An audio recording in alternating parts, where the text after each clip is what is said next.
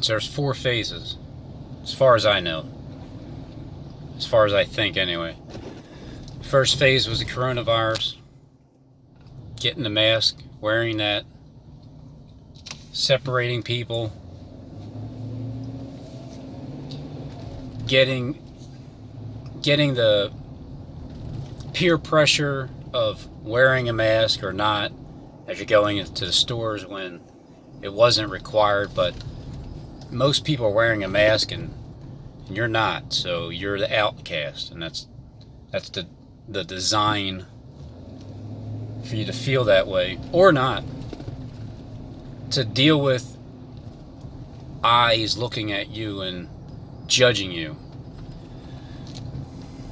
I'm used to that because I've lived my whole life feeling judged because of my own spirits that would torment me and speak to me and give me the ideas, thinking that everybody's just has a problem with you. And now, so what now? It doesn't matter who has a problem. If you have a problem with me, you just have a problem with yourself. Anybody. It's not just me. You have problems with people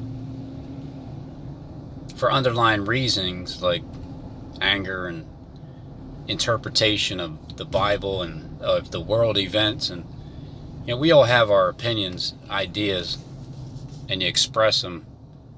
And when you don't like that,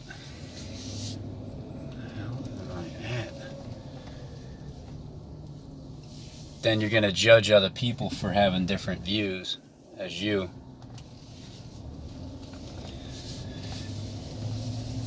Then it became mandatory to wear the mask. That's where I drew the line with me personally. Second phase, riots. But how do you get to the riot?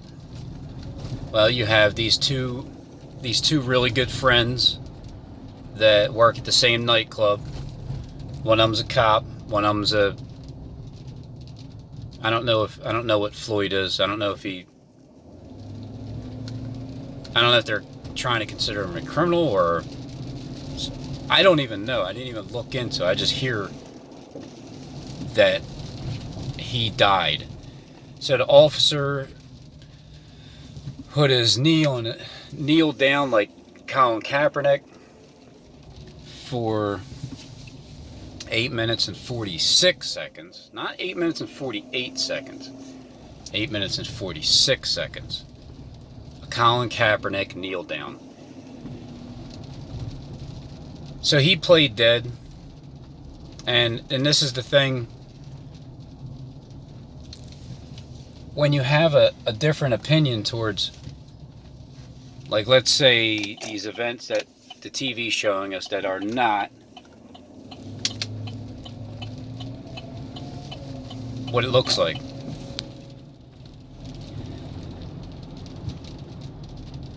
When you point out things they're just not real, then that's when you get the division. I remember the street right there. It was 5:04 p.m. and then as soon as I looked at the radio, Tyler Mullen was on there, 5:04, 450 backwards. The sirens went off on it was August 14th, 2019. And the sirens went off. There was, like, as far as I remember or heard, it was 7 sirens in a row.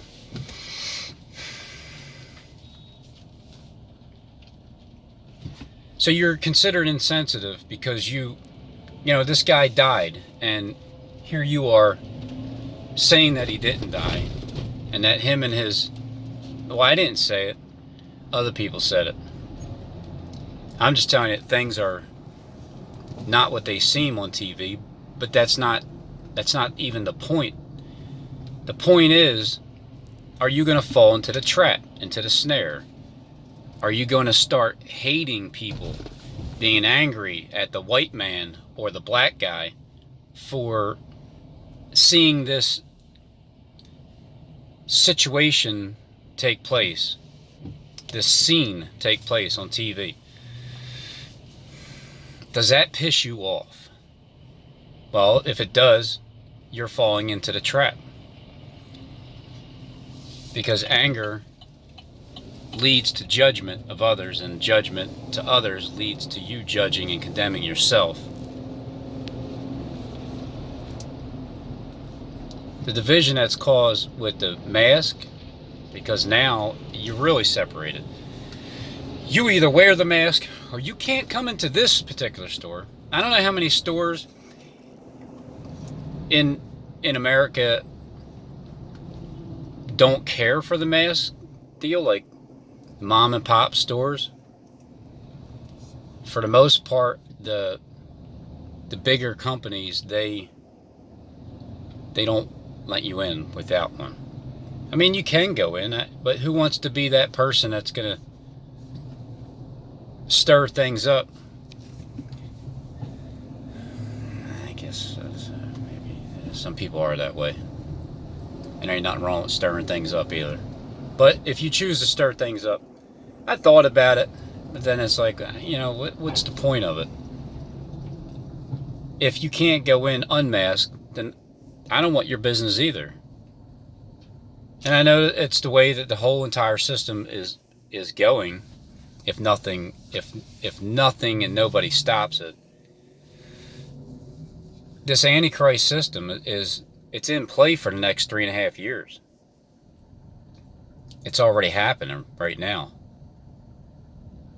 But for the sake of the elect, those days shall be shortened.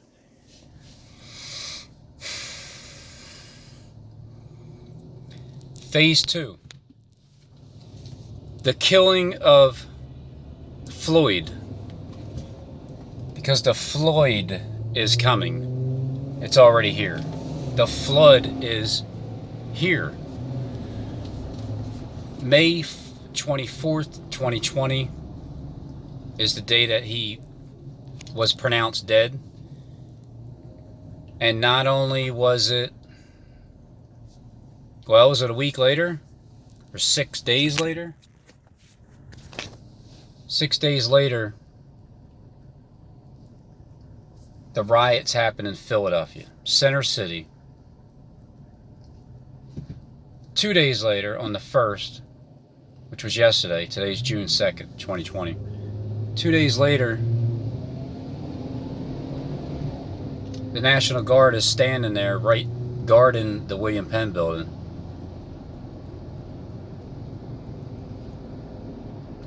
So the second phase is the riots, which has to start by this scene on TV. Then what comes from the riots is National Guard. All throughout America, the people that are creating these events, the ones that are helping them create the events, are the first ones to get slaughtered.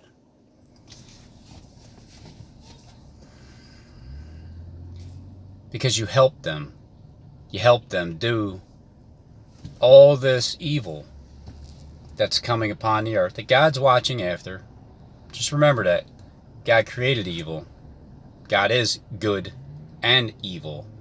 God is the creation of all things.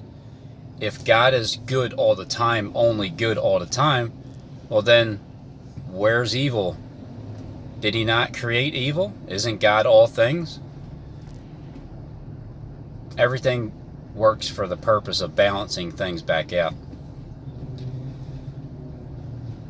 What's phase 4? I'd have to say between phase 3 and 4, the economy collapse, the banking system, goodbye. That's the greatest thing that can happen from that point on.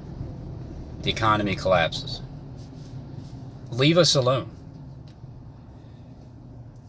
Let us till our own land. Let us take our fishing rods and go fishing, and leave the water system on where parks have running water. Leave the bathrooms open so everybody can go to the bathroom. And set up cleaning stations to start with for the homeless. There's a lot of things that need to get done, but the collapse has to happen first. Everything has to just go down.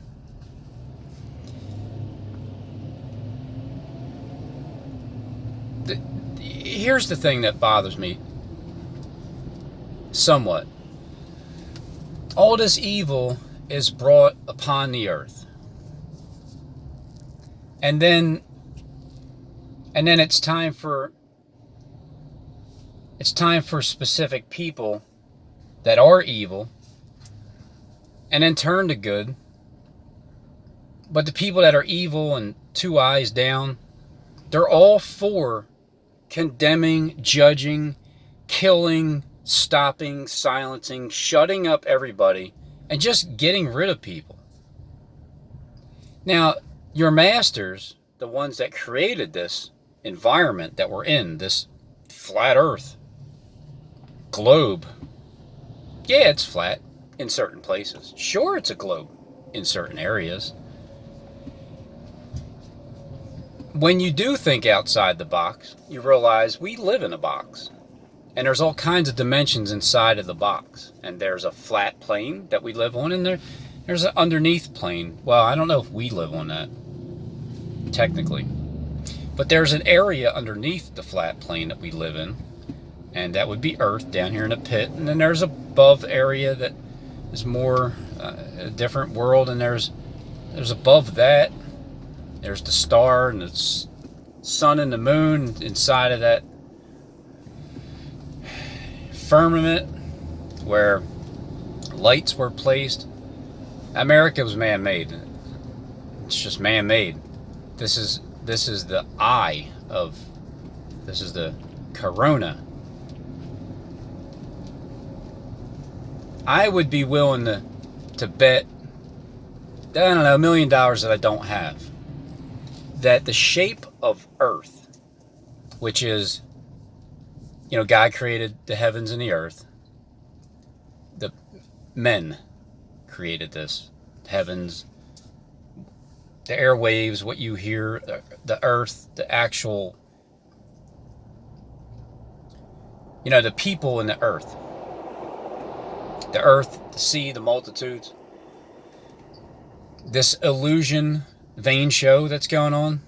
I remember in the beginning, Kleck was talking about this stuff. Man, I was one of his enemies saying, so ridiculous. Yeah, okay, there's two gods now. Well, this earth here, if I had $1 million, I would bet it. Who cares? And I would say the shape of the earth is the shape of an eye, like a football. And the earth itself, where we're at, like here, is the center of the football eye-shaped corona. And possibly it could even be shaped like a penis. Oh man, it just could possibly be that way. But when they show you Google Earth, it's shaped as a ball. So how are you supposed to know? And there's probably 2 testicles on each side. There's probably like this world over here, that world over there, like a division symbol, divide. But I'd be willing to bet that my understanding, and I couldn't get this understanding without, channels like Jonathan Kleck showing you, like blatantly, like pretty much severely obvious as to what the actual shape is. Because how are you supposed to know? I've never been up. It's not like, God can see everything, right? God knows everything. The creator of all things knows the shape of everything because he created it. But to actually know the shape of everything, you got to kind of just take assumptions, and you have to read between the lines, listen to people, and that's how I come up with my crazy ideas that are so out there, but they're pretty damn close and dead on to the ones that know, like, the ones that are in the know. That kind of has always bothered me quite some also, because people that are in the know, I've dealt with you on YouTube. I've dealt with the comments. I've just dealt with you. I can tell that you guys know something that I don't. And it's just, you have this, what it is an egotistical power trip.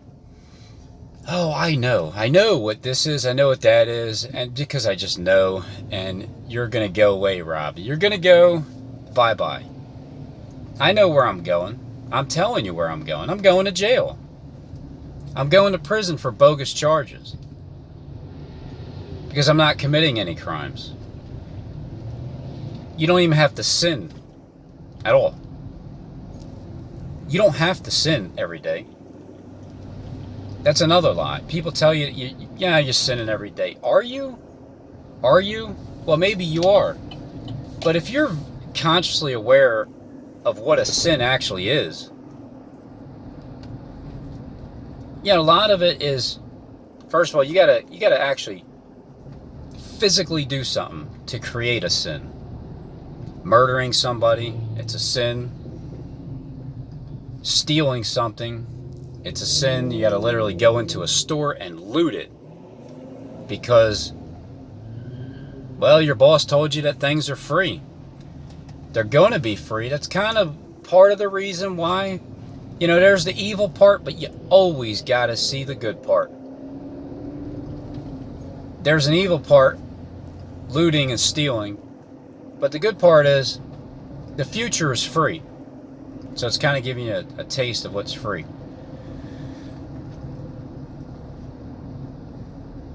You can also spiritually sin by stealing, because you're using words, or you're stealing other people's information.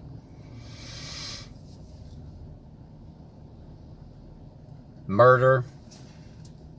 You can spiritually murder everybody that's trying to find the truth, because you're withholding the truth. You actually know the truth and you've turned from it.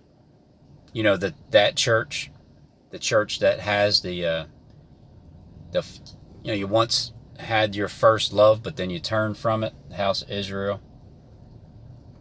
There's two armies: House of Israel, House of Judah. They both got to turn back to God. And Kleck is a major mouthpiece for doing that. That's why he has so much resistance right now from whoever. I mean, I don't know who it specifically is, but I can tell people are starting to, you don't like the truth, that's all. But all these people know the Bible. This is the craziest thing. You all know the Pharisees and Sadducees. You got so much knowledge of the Bible, but you're blind. You just can't see.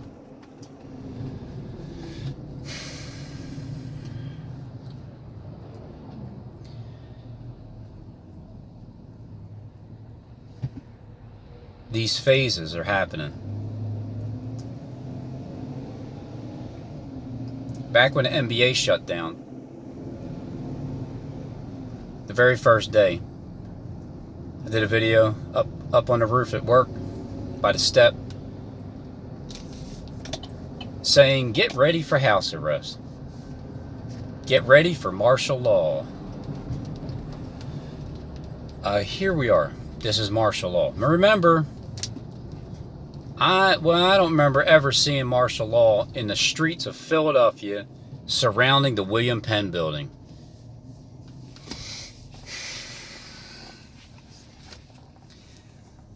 But it's here. So what's next? gradually, little by little, we got, the riots, they don't stop rioting. They keep breaking. Like here, there's nothing really going on here.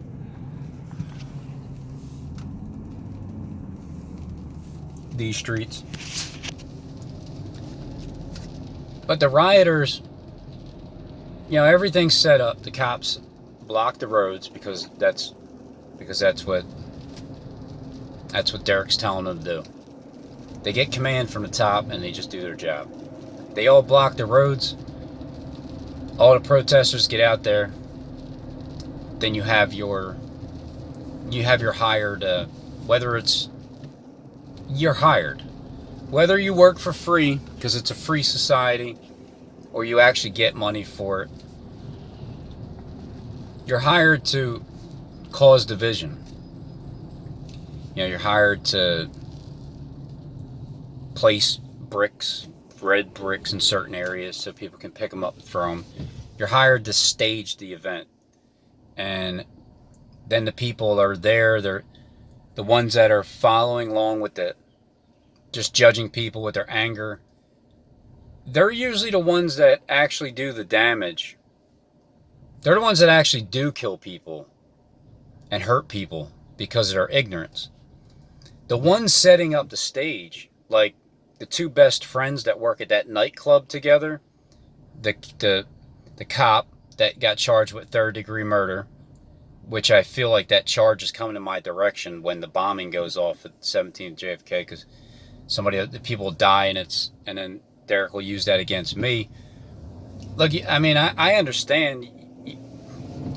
I understand what you got to do, but here's what proves that God is manifesting in people's hearts and changing them. When I get out, I can't get out on my own. I mean, third-degree murder, I'm there. I'm screwed and I'm stuck. Whatever the charge is going to be on me, whatever bogus-ass charge is going to be put on me, the power of God is you can't keep me in there. Because it's false. That's when you start to see how God manifests in people's hearts. It's when the prison doors open. You gotta remember, people are getting locked up for nothing.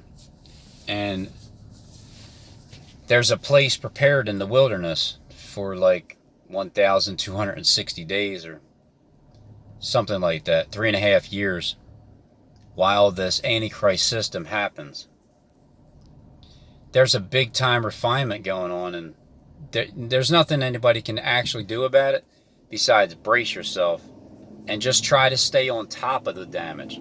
When you see it coming, like the wave, try to hop over the wave. That way you don't get drowned by it. It's like steps collapsing on you. Just try to keep hopping up on top of the next step.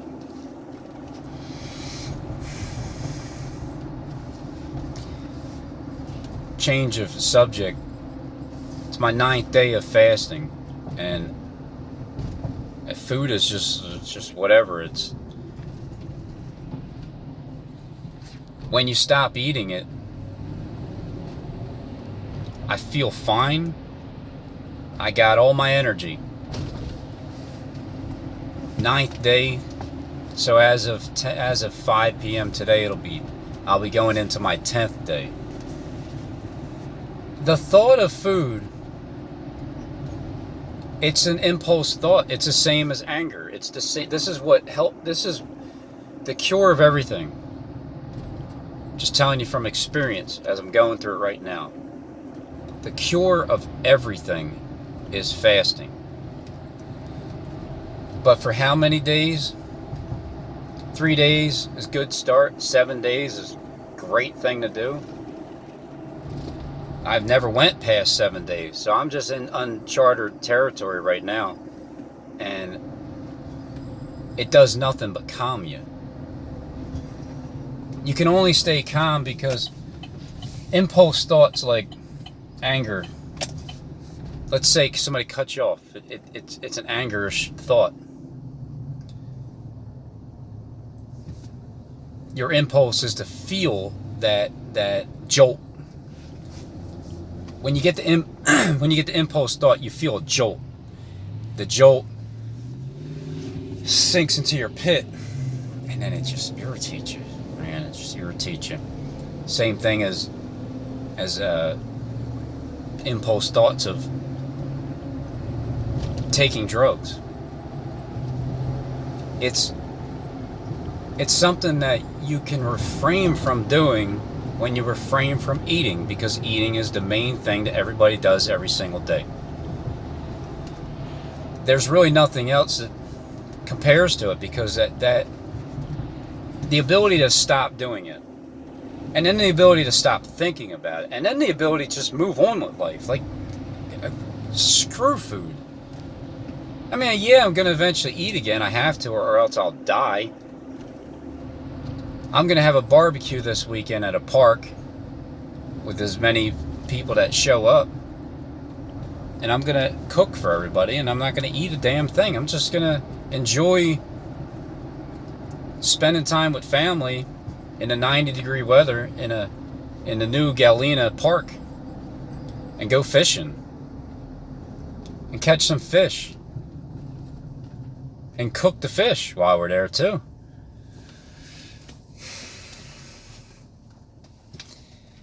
Living life without food. I had such a weird concept I never thought I'd talk about or feel or continue to do. But the hell with food, man. It's what does food do? Well, it keeps you alive, but what does it do? It's an impulse thought. You have an impulse thought. What do? You go to the refrigerator, don't you? You're sitting there, you're watching TV. Hungry. That's an impulse thought. I'm going to go to the refrigerator. Another impulse thought. I'm going to take my arm and I'm going to reach for that. And I'm going to take that and I'm going to chomp down on it. It's an impulse thought.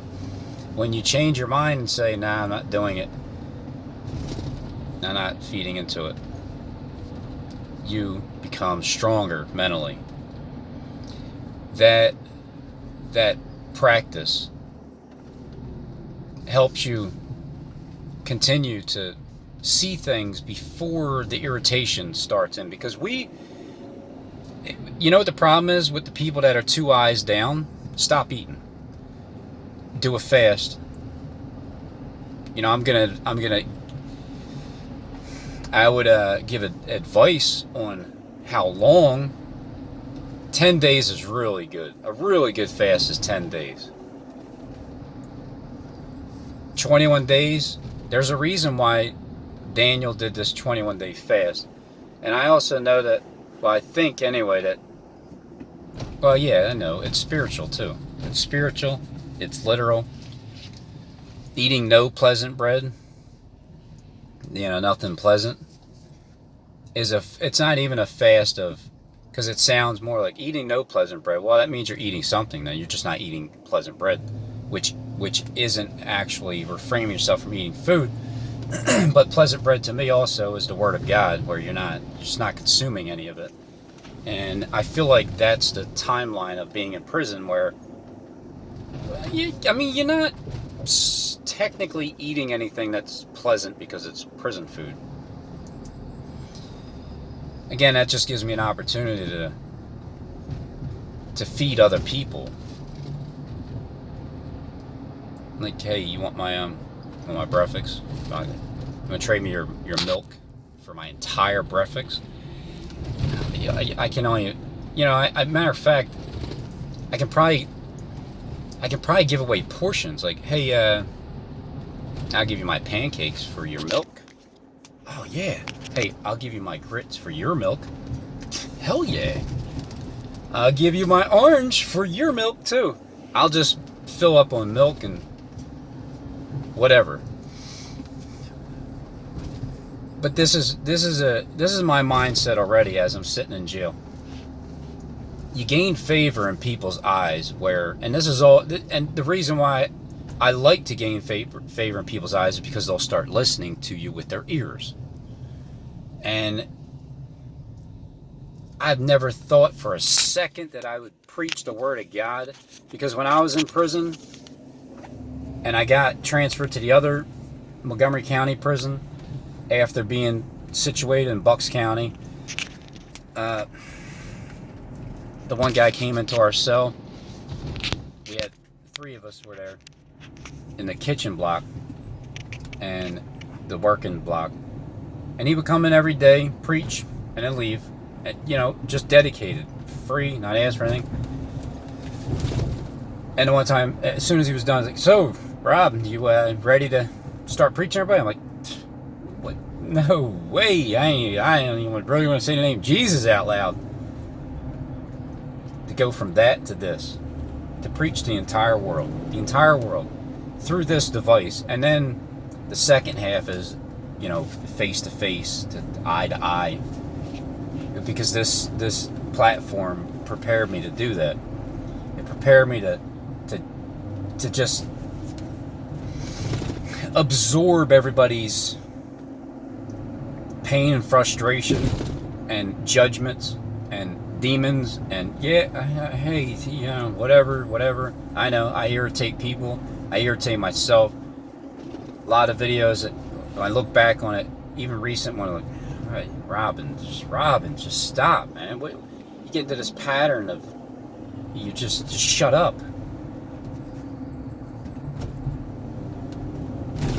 And then the fast, because I did a 7-day fast in jail, and I didn't eat my food, and that was kind of difficult, but it was enjoyable, because denying the flesh, it's a great feeling. So going back to the people that have 2 eyes down, you're filled with anger and hatred because you hate Christ. You hate Christ. So be it. Every tongue will confess, and every tongue will confess, every knee is going to take a bow. So every knee is going to bow. Well, what happened in Philadelphia? The very first protest that started at exactly 12 noon, time's up, every knee bowed for 8 minutes and 46 seconds. You'll find out the hard way. You'll be the first one to be slaughtered when all this is over, because you're the one that you guys are the ones that helped all this happen, but then you stand in shame. But it's for the greater good, the purpose of it. I just wouldn't want to be on that side, even though you would say I wouldn't want to be you, Robin, because we're going to smash your teeth in. Well, hey, however this works out, it works out. I did my job. I warned the ends of the earth, and I got the message across to Jonathan Kleck and Derek Bros, the 2 brothers that are running planet Earth right now. The serpent. It's good and evil all the way through. Just what's